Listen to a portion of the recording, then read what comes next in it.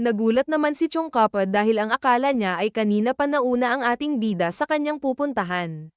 Nagsalita naman ang isa sa mga kalbo at inakala nito na isang Jongyuan martial artist si Chon. Lalong nagalit sa monk ang mga kalbo dahil hindi na nga daw siya sumusunod sa kanila, nagdala pa siya ng tao na galing sa Jongyuan.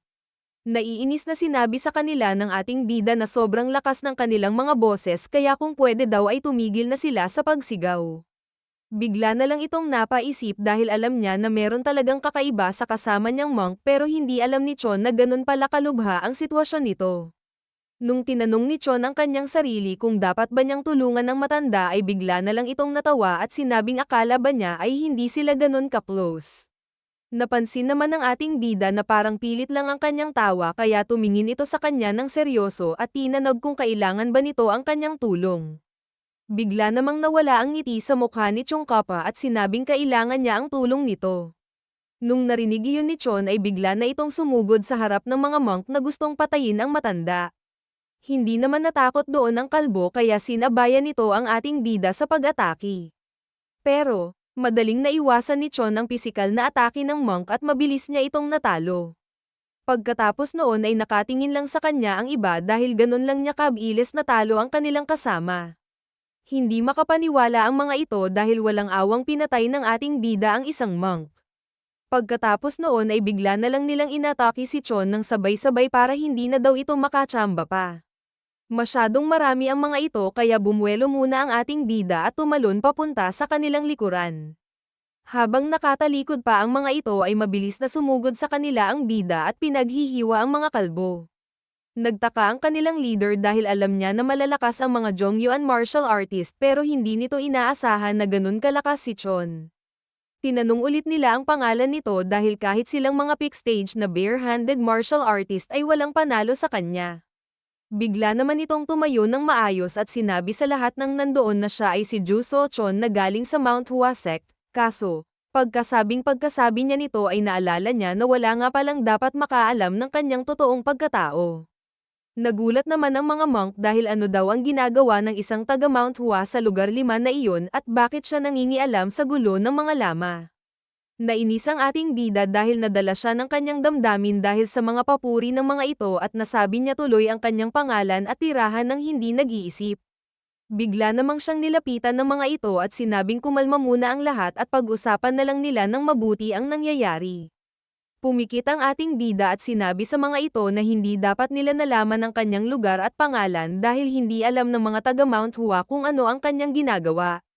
Pagkatapos nitong damilat ay mabilis na itong sumugod sa mga monk at sinabing kailangan nilang mamatay para hindi makalabas ang kanyang sikreto. Mabilis nitong natalo ang karamihan pero nagulat si Chon dahil buhay pa pala ang kanilang leader at nandoon ito sa kanyang likod. Ginamit nito ang kanyang pinakamalakas na skill pero inasahan naman ito ng ating bida. Sa isang iglap ay kinontra ni Chon ang skill gamit lamang ang kanyang espada at hiniwa ang kamay ng kalbo. Habang tumutumba ay hindi pa rin ito makapaniwala at nagtataka pa rin kung paano naging isang master ang ating bida sa mura niyang edad. Nanunood lang sa gilid si Chongkapa at nung tumingin sa kanya si Chon ay yumuko lang ito at pumikit. Sinabi naman sa kanya ng ating bida na kung hindi niya ginawa iyon, siya naman ang kanilang papatayin ng walang awa. Natutunan nito sa dati niyang buhay na hindi ka pwedeng maging mabait masyado dahil hindi mo alam kung sino ang magtatangka sa'yo. Nang kumalma na ang lahat ay nagumpisa na ulit maglakad ang ating bida at ang kasama niyang monk. Patuloy lang ito sa pagsasalita tungkol sa Buddhist teaching ng Jongyuan at kung gaano ito kaiba sa mga taga-Potala Palace. Sinabi naman sa kanya ni Chon na kahit nilagtas nito ang kanyang buhay ay hindi ibig sabihin nito na close na talaga sila. Dahil doon ay bigla na lang tumahimik ang kalbo at sinabing hindi na ito magsasabi ng kung ano-ano. Pero, seryoso nitong tinawag ang ating bida at tinanong kung sino ba talaga siya. Ang mga laman na nakalaban niya kanina ay hindi daw basta-basta at napakadami pa nito. Hindi pa daw siya nakakarinig ng sobrang lakas na martial artist na kagaya niya na ganun pa lang ang edad. Nagulat naman ang ating bida dahil sinabi sa kanya ni Chongkapa na ang naiisip na lang niyang rason kung bakit sobrang lakas nito ay isa siyang rejuvenated master. Isa itong pagkakataon na nangyayari sa mga matatandang martial arts master na sobrang bihasa na sa kanilang arts at bumabata ulit. Inisip ni Chon na parang ganun nga ang nangyari sa kanya pero hindi naman niya ito pwedeng sabihin sa matanda kaya tumawa na lang ito ng malakas at sinabing hindi naman daw iyon posible. Kaya daw siguro hindi siya gusto ng mga kasama niyang monk sa kanilang lugar ay dahil kung ano-ano ang kanyang sinasabi na kagaya nun. Nung matapos ng tumawa ni Chon ay bigla nitong naalala na kilala ang mga monk sa pagbalik ng pabor sa isang tao, maganda man ito o hindi. Dahil malaki ang utang na loob sa kanya ng kalbo dahil sa pagligtas sa kanya ng ating bida ay hiniling nito na wag sana niyang sabihin kahit kanino ang nangyari sa kanila sa Snow Mountains. Wala naman daw itong problema kay Chung Kappa pero hindi naman daw ata iyon katumbas ng pagligtas nito ng kanyang buhay. Dahil doon ay naisip ni Chon na kung nasa peligro daw siya o kaya ang mga taga Jongyuan, kailangan itong tulungan agad ng matanda. Napahanga naman lalo doon ang monk dahil hindi lang daw pala ang kanyang sarili ang iniisip ni Chon dahil sinama pa nito sa kanyang pabor ang buong Jongyuan. Inisip naman ng ating bida na iyon lang ang kanyang nasabi dahil hindi naman kasi siguro nito ituturo sa kanya ang kanilang bare-handed martial arts at wala rin naman sigurong miracle drug ang matanda. Nagulat ito dahil sinabi sa kanya ni Chung Kappa na kahit hindi magugustuhan ng Potala Palace ang kanyang gagawin, pag kinailangan ng tulong ng mga taga Jongyuan ay tutulungan niya ito sa abot ng kanyang makakaya. Dahil nagkasundo na ang dalawa ay tumuloy na ang mga ito para hanapin ang Snow Ginseng. Pagkatapos ng napakaraming oras ay makikita natin na inabot na sila ng gabi at nakababa na rin sila ng Great Snow Mountains. Nagpasalamat si Chon sa matanda sa pagtulong nito sa kanya at sinabing mag-iingat ito sa kanyang paglalakbay. Muli namang nagpasalamat sa kanya ang matanda at sinabing ipagdadasal nito ang kanyang bagong kaibigan. Nung nakapaghiwalay na ang dalawa ay sinabi ng ating bida na kanina pa daw niya iniisip kung meron ba siyang narinig na tsongka pa sa dati niyang buhay. Wala itong naalala kaya inisip nito na wala naman daw sigurong magbabago sa kanyang hinaharap dahil sa ginawa niyang pagligtas sa matanda. Nagpalipas muna si Chon ng gabi sa loob ng isang kuweba at pagdating ng araw ay doon na niya susubukang gamitin ang ginseng. Inisip nito na sobrang dami na niyang nakain na miracle drug simula nung nagising siya sa bago niyang buhay at pabirong inisip na pwede na niyang tawagin ang kanyang sarili na King of Medicines. Nung handa na talaga ito ay kinagat na niya ang mahiwagang snow ginseng. Pagkalunok ng ating bida ay bigla na lang nitong naramdamang ang sakit sa buo niyang katawan. Inisip nito na kailangan niyang tiisin ang sakit at hindi siya pwedeng magmadali dahil pwedeng mangyari sa kanya ang key deviation kung magkamali lang siya ng kahit na konti. Dahan-dahan itong kumalma at sinabing uunahin na muna niya ang bone metamorphosis. Makalipas ang ilang sandali ay nagawa na niya ito ng walang problema pero parang nababali daw ang buto niya sa buong katawan. Napayuko lang ito at sinabing hindi siya pwedeng sumuko kahit gaano pa ito kasakit dahil hindi siya papayag na mamatay na lang sa isang hindi kilalang kuweba na walang nakakaalam. Sunod naman niyang ginawa ang second stage at ang tawag dito ay linkage of mind and soul. Kahit gaano daw kabait at kalakas ang isang tao ay meron pa rin itong mga nabubuong kasamaan sa katawan. Ang isa pang ginagawa ng kinain niyang ginseng ay ang pag-alis ng mga dumi at salay ng buo niyang katawan. Ang pangatlo at huling stage ay ang tinatawag na complete regeneration. Dahil doon ay tapos na sa wakas ang bone metamorphosis at ang pag-absorb niya sa snow ginseng. Pagtayo ng ating bida ay ramdam na niya ang pagbabago sa kanyang katawan. Hinawakan nito ang kanyang espada para makita ang kanyang internal energy. Inaasahan naman niya ito pero hindi pa rin siya masaya dahil hindi ito tumaas dahil sa kanyang mga ginawa. Pagkatapos niyang pakiramdaman ang buo niyang katawan at nakita na wala namang problema ay sinabi nito na kailangan na niyang umalis sa lugar na iyon. Sinasabi nila na merong 6 na martial arts na hindi mo pwedeng aralin dahil sa kasamaan nito at ang tawag sa kanila ay 6 Great Demon Arts o kilala din sa 6 Great Forbidden Arts. Lahat ito ay delikado pero ang pinakakilala sa kanila ay ang skill ng cursed demon na si Lao Yancheng. Lumipat muna sandali ang ating storya sa isang pagpupulong at makikita natin ang leader ng Kunlun sect na si Sang Myung Jin-in. Sinabi sa kanya ng kanyang kasama na natagpuan na nila ang Tomb of the Cursed Demon. Sinabi ng leader alam ng lahat kung gaano kadelikado ang tomb na iyon at ang mga nasa loob nito. Kailangan nilang pigilan lumabas ang mga nandoon lalong-lalo na ang Cursed Demon Martial Arts. Dahil inumpisahan na ang pag-imbestiga sa Tomb of the Cursed Demon ay unti-unti na itong kumalat sa buong martial world. Narinig ito ng mga taga-Crutch of Demons at sinabi ng kanilang leader na wala siyang masyadong alam tungkol sa Six Great Forbidden Arts pero narinig niya na nung nabubuhay pa ang Cursed Demon, madami itong kinokolekta. Hindi siya sigurado kung totoo ang mga balita pero kailangan daw nilang tignan kung natagpuan na talaga ang Tomb of the Cursed Demon. Pinakita rin dito ang leader ng River of Evil at sinabing hindi pa nga ganun katagal nung natagpuan ang Three Spiritual Minds Tomb pero meron na namang bago. Nung sinabi sa kanya ng kanyang tauhan na madami na daw ang nag-iimbestiga dito ay sinabi ng leader na kailangan din nila itong makita. Sa isang pagpupulong, makikita natin na merong nagrereklamo at sisanabing hindi lang dapat ang Kunlun sect ang ipadala nila. Hindi daw kasi ito kagaya ng Three Spiritual Minds Tomb dahil narinig nila na gumagalaw na ang River of Evil, Church of Demons, at iba pang mga sects. Pinakalma naman ng isang elder ang lahat at sinabing hindi sila pwedeng magdesisyon agad dahil mapapahamak lang sila kung magtitipon-tipon doon ang lahat ng malalakas na sect at patibong lang pala iyon. Ang kailangan nilang gawin ay piliing mabuti kung sino lang ang ipapadala at ang mga may iwan sa kanila. Kaso, hindi magkasundo ang lahat dahil sinabi ng isang taga-beggar sect na gusto nilang pumunta doon. Hindi naman natuwa ang iba dahil sinabi nila na nakapunta na ang mga ito nung nadiskubre ang Free Spiritual Minds Tomb kaya masyado naman ata silang gaaman. Dahil doon ay nagtalo-talo na ang lahat hanggang sa hindi na sigurado ang lahat kung sino ba talaga ang pupunta. Pagkatapos ng gulo ay nilista na lang ng isang elder ang mga pupunta sa Tomb of the Cursed Demon.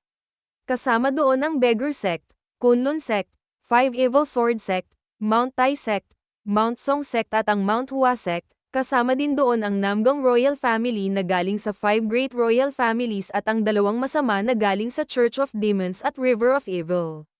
Bumalik na ang ating storya kay Chon at sinabi nito na nagtitipon-tipon ang lahat para sa nalalapit na War of the Seven Blades. Pipilitin daw nito na hindi maulit ang mangyayaring gera pero hindi niya alam kung kaya ba niya ito at kung sino ang traidor sa mga sect na galing sa Dark Heavens faction. Wala siyang ibang magagawa kundi ang sirain ang Tomb of the Cursed Demon para mabawasan o matigil ang mangyayaring gera. Bonus na lang daw sa kanya ang pagtalo niya sa mga tauhan ng Lord of the Dark Heavens na nandoon. Tinatamad na ang isang nagbabantay doon dahil tinaong nito ang kanyang kasama kung gaano ba nito katagal gagawin iyon. Sinabi ng isa na kailangan lang nilang maghintay kung merong pupunta doon na galing sa mga kilalang sect para atakihin ang mga ito. Sinabi naman ng lalaki na alam naman niya na importante ang kanilang misyon pero 4 na araw na silang nagbabantay doon pero wala pa ring dumadating. Sisigot pa sana sa kanya ang isa pero bigla na lang itong tinamaan ng pana sa leeg. Nung makita ito ng kanyang kausap ay hindi nito napansin na nasa likod na pala niya ang ating bida. Mabilis itong sinuntok sa likod ni Chon para hindi sila mapansin ng iba nitong mga kasama. Hindi naman inaasahan ng ating bida na mapapansin pa rin ng ibang mga nandon ang nangyari at sinabi sa kanyang sarili na mga taga Dark Heavens faction talaga ang mga ito. Bago pa siya makita ng mga ito ay mabilis na sumugod papunta sa kanila si Chon. Pero, nung natalo na nito ang kalaban ay nakita na rin niya na pinapalibutan na siya ng ibang bantay. Pamilyar sa kanya ang mga siraulo na nandoon kaya sinabi nito na bagay sa kanila ang pangalang 7-Star Division. Hindi makapaniwala ang isa sa kanyang narinig dahil ito ang pangalan ng kanilang grupo. Sinabi nito sa iba niyang mga kasama na wala siyang pakialam kahit putulin pa nila ang kamay o paa ng ating bida basta dalhin lang nila ito sa kanya ng buhay. Naglabas ang mga ito ng masamang aura pero sinabi lang sa kanila ni Chon na hindi uobra sa kanya ang mga ganon nila. Tinanong ng isa kung ano ang pangalan ng ating bida habang nilalabas nito ang kanyang espada. Hindi nagpakilala sa kanya si Chon at habang sumusugod ay sinabi lang nito na isa lamang siyang manlalakbay. Nasira nito ang espada ng siraulo pero ginawa nito ang lahat para mabuhay kaya hinawakan niya ng mahigpit ang espada ni Chon at hindi ito pinakawalan. Dahil doon ay binitawan na lang ito ng ating bida at ginamit ang bago niyang teknik na galing sa 10,000 Green-Eyed Poison. Naramdaman nito agad ang epekto ng skill kaya sinigaw nito sa kanyang mga kasama na marunong gumamit ng poison palm si Chon. Makalipas ang ilan pang sandali ay natalo na nito ang karamihan at tumingin ito ng masama sa mga natitira. Sinabi ni Chon sa kanyang sarili na parang deja vu ang nangyayari sa kanya ngayon.